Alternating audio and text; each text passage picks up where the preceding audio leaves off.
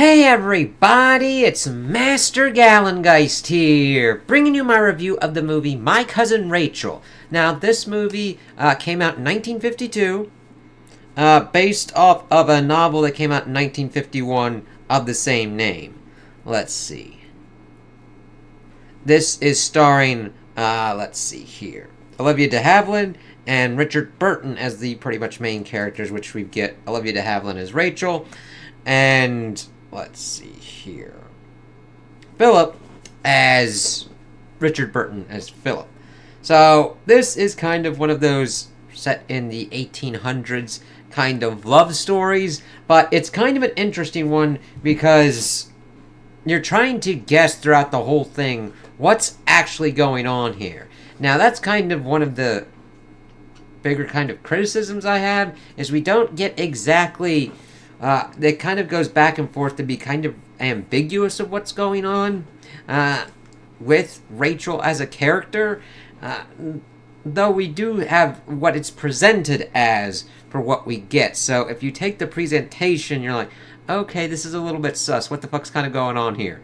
And one thing that I'm kind of seeing with kind of older movies is that this is probably a common kind of pain point that's going to pop up, is that it ends kind of abruptly. I mean, not as much as like, what the fuck? But it's kind of like, alright, that's where it ends? Okay. So we pretty much start off and we see that Philip is talking about how he was taken to see this murderer person who was like hung at this kind of crossroads, and it's like, oh, okay, before finding out that he was orphaned as a young boy and that his cousin, Ambrose, raised him, and they had good fun. We see him get presented with a puppy and everything like that, and just having a good time with his cousin Ambrose, who's pretty much like a brother, father and everything to him. They're living on the coast of Cornwall. Let's see.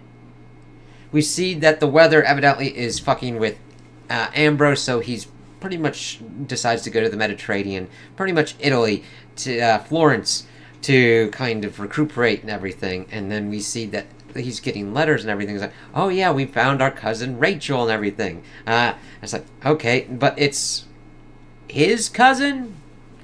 It all kind of gets a little bit nutty on that kind of front, but at least kind of related to them. Let's see. And Philip's pretty much left behind with Nick Kendall and, let's see, who? Louise Kendall is pretty much kind of going around, and you're thinking, oh, Philip's going to go for her. But that becomes kind of the whole kind of thing. She pretty much goes into the background for a good bit until she's pretty much like, hey, you better watch yourself, motherfucker, with presenting actual kind of advice that Philip just doesn't fucking give a shit about. Let's see. But we see that we get increasingly more erratic letters from Ambrose, pretty much being paranoid. Well, he would be considered paranoid by Rachel of being like, she's trying to kill my ass and everything like that, and that he's really kind of sick. And then Philip's like, all right, I'm going to go and check on my uncle and see what's kind of, not uncle, my cousin. I'm used to more kind of like uncles being the ones that are putting the kind of stories. That's usually what kind of goes on. But he gets there and he's been like dead for like 3 weeks or whatnot. And it's like, what the fuck? So he's going around. He finds Ambrose's cane at this one house, gets told of what's going on, and then goes to this kind of lawyer friend that was talked about, Guido Rinaldi, who was kind of name dropped. It's like, it's kind of weird that he was presented as a doctor or whatnot in the letters, and then he's actually kind of lawyer, and saying that it's like a brain tumor, showing a certificate as proof. But see, the thing is, that kind of lines up with family history of brain tumors, so you're like, was it or was it not?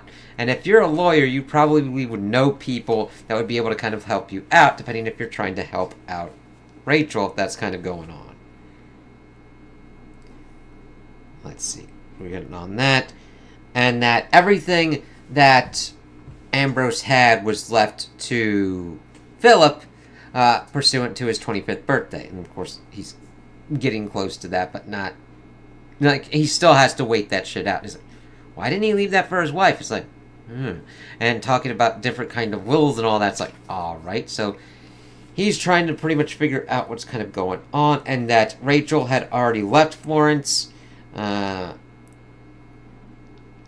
of course, is really enraged and thinks that she's behind the murder and is like gonna go for vengeance. So Philip's back at Cornwall, informed by Kendall that Rachel has arrived in Cornwall for a visit, and pretty much has her over to kind of see what's kind of going on. And she's very personable, saying, not really acting too kind of crazy. Philip's still like, what the fuck's going on with you? As she's talking and relating certain kind of facts about the family that you're like, okay, what are you attempting to do here?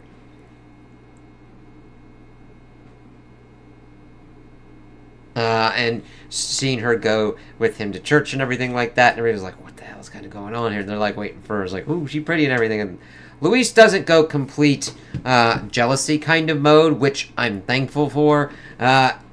They're mainly focused on seeing what goes on with Philip and Rachel, which I think is the correct objective for them to have done here, anchoring-wise, for this film, because otherwise it could have gotten messy and just done a lot of kind of stupid shit.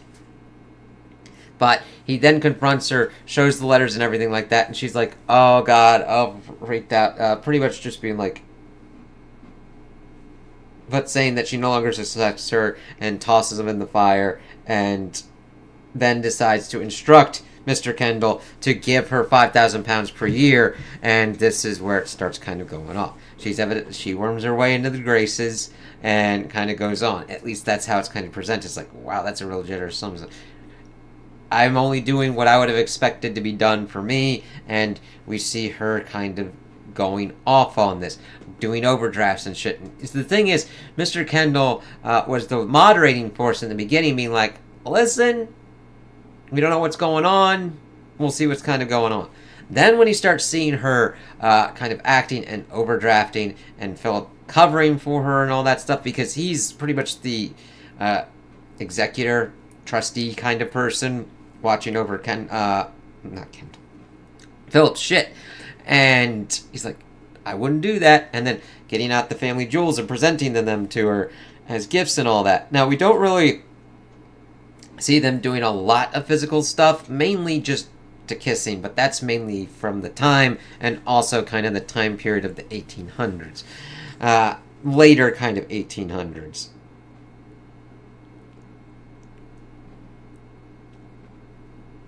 And we see that Kendall also gathered more information, talking about her being kind of loose with her money and everything in Florence and all that. And this dumb fucker is so besotted with her. Yes, that's in love, horny as fucking shit for her, besotted, it just fit with the time period, that he decides to turn over everything to her on his 25th birthday. It's like, you dumb fucker. And the thing is, she's all kind of warm and inviting and kind and gentle, and then kind of backs off a little bit more, him thinking that they'd get married. It's like, you just gave everything away that would have given you an advantage to marrying you. And then she's like, ooh, I got control over this whole thing. And that she was still in talks with Rinaldi. But the thing is, towards the end of the movie, you're thinking that, like, Rinaldi, if anything, would be kind of a partner that was kind of in love with her, but she is just playing everybody for her own kind of benefit. However, it doesn't really come out and say anything like that. It's again playing that kind of game of trying to keep you guessing throughout kind of everything. Now, he thinks that they've accepted, that she accepted, like, a proposal of marriage, and she's like, I didn't know such thing. And then he's really pissed off at her and pretty much chokes her ass, and she gets like kind of flung down the stairs. And then she decides to invite one of the kind of parishioners that she's become entrenched with within the community to stay at the estate for as long as she wants, because she's the owner of everything, to pretty much keep Philip at bay for attacking. The thing is, we then start seeing that Philip gets sick and kind of fucked up, and it's like, is he being poisoned?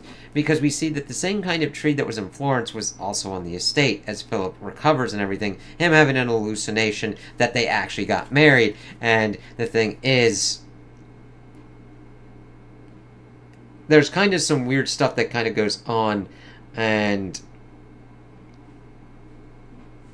about like how the estate would be handled. mainly like her giving up whatever she would have if she actually married. It's a weird kind of thing to kind of just keep her mainly focused on staying unmarried. And this is kind of backed up because she's intent on moving back to Florence, dangling that she would kind of visit Cornwall more often because of Philip being there and others being involved as well. But it's more along the lines of like, I'm gonna move back to the place because I got all my shit and I'm good here, man.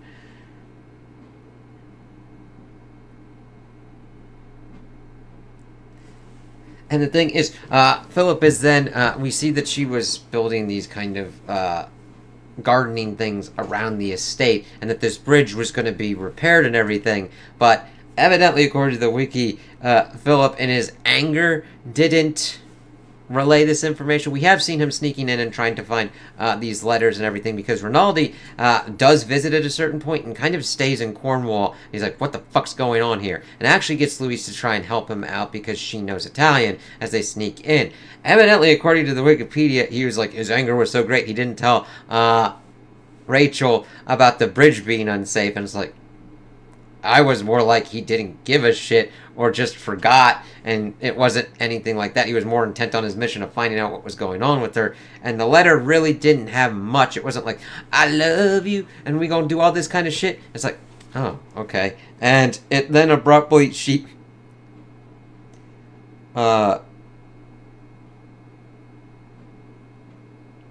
Rinaldi was mainly discussing Rachel's affections for Philip and success. She takes Philip with her when visiting Florence. But we see that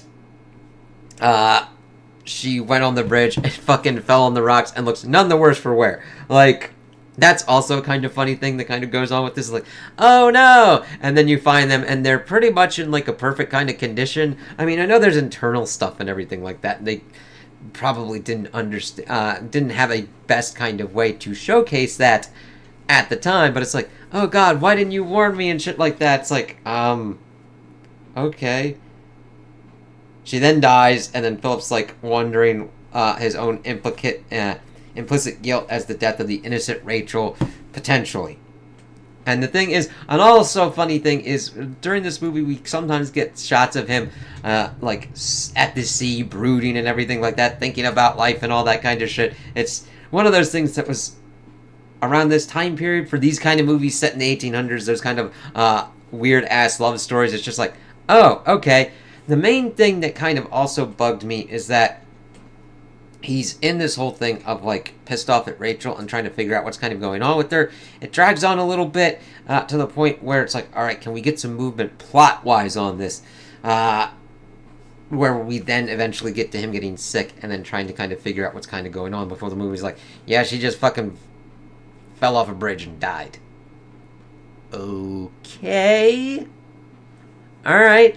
I don't know if there'd been like a confrontation or a reveal, or the thing is that they did it that way, so that way it's like, oh, we don't know if she's actually trying to kill him, if she killed Ambrose, what was kind of going on. Though a lot of the stuff is pretty much showcased in the movie to give you more of the impression that she is actively trying to get herself into a better position, probably screwing over Ambrose, definitely screwing over Philip, as Philip just goes, fucking, I am led by my dick. And I'm glad Louise doesn't, like, harp on him and harangue him. She does give him the advice of, like, listen, this is stupid, don't do this shit with her, you're getting fucked over. And then kind of leaves it at that. She is presented competently. It's like, yeah, okay, cool. She knows what she's doing. She knows Italian. She could help you out with this kind of stuff. It's like, it wasn't even written in Italian. It was written in English. It's like, all right. She was a help for a lookout. But Philip, you just see him. He's very much one of those kind of like emotionally controlled individuals because of pretty much what he's went through. He's like, you killed my cousin. It's like, okay, you didn't kill my cousin, but I'm going to fuck you. And I want to marry you. And it's like, okay, and then just the jealousy and everything like that. Very much like Achilles, Anakin Skywalker. Passion rules you. And then just kind of like, I was like, God damn it. Stop thinking with your dick. Don't give her all this shit. Like, she's nice and all that, but I'm not seeing anything where it's like, okay, but it might have been the stuff that they didn't show on the screen of like, their secret rendezvous and stuff like that. They're more showcasing him being a besotted dick shit. And then we see Olivia de Havilland does a really good job of, well, both of them do a really good job of the characters. They really sell what kind of was going on. The content's good for them, even though you're like, you're a dumb fucker. Her as Rachel works very well of doing, oh, okay, she's the polite, kind lady. And then when she kind of gets what you think she wants, she goes into her kind of control mode without going completely overboard, you'd think. It's enough to set Philip off of his edge and kind of give him like, you will marry me or I will kill you kind of shit. It's like, god damn. And how she kind of goes off with that, it's like, oh shit. And the thing is, she knows how to play to her game because she's listening in on Nick advising Philip on giving this necklace to her, and her being like, oh no, here you go, give it, I'm giving it back. And then of course he's like, it'll be yours anyway in like a little while when I turn 25 and give you everything. And it's like, oh yeah, I've got everything now. And it's like, oh, I can just go back to Florence. It's like, alright. What's your objective here though? That's the one thing I wish that there was more of, to give more of an understanding of what her objective was. If she truly really liked Florence better, if as her kind of side being further removed from England, wanted to return to England or whatnot, or wanted Cornwall, if that was kind of anything like that. We don't really get answers to any of these questions because the main impetus is the kind of relationship and the main focus is there, which is fine. It's just like, okay, round it out a little bit better, a little bit more. Let's see here. How long is this? It's about like 98 minutes. So, it's not that bad. I recorded it from like a Turner Classic Movie kind of channel or whatnot. I would definitely recommend it if you're into kind of the time period and those kind of romance kind of stories. Because this is one that's like trying to get you to think about like what's kind of going on here. What's happening, even though the end is kind of like, oh, that happened. It's a little bit anticlimactic in my opinion, but I still overall enjoyed it. I liked the costuming and the set design. It's in black and white, but it doesn't. There's certain kind of ones around the time period where you're like, you can really tell that's a set. That's like fake as fucking shit. But that doesn't happen here. They try and do as much as possible with believable kind of sets, at least from what I've got. Even though I'm more into the modern kind of stuff, it still looks pretty good for what goes on. So I would definitely recommend it because they do a good job of centering on characters, giving you character development, plot progression, and everything, even though at the end you're like, what the fuck? So if you're into action, this really doesn't have that much for you. There's not a lot of fighting or anything. It's more just dealing with these kind of situations and trying to figure out what's kind of going on thriller-wise. So those are my opinions on the movie. Tell me what you guys think in the comments below. If you liked it, if you didn't like it, if you agree with me, if you disagree with me. Also like and subscribe, and I hope you have a good day.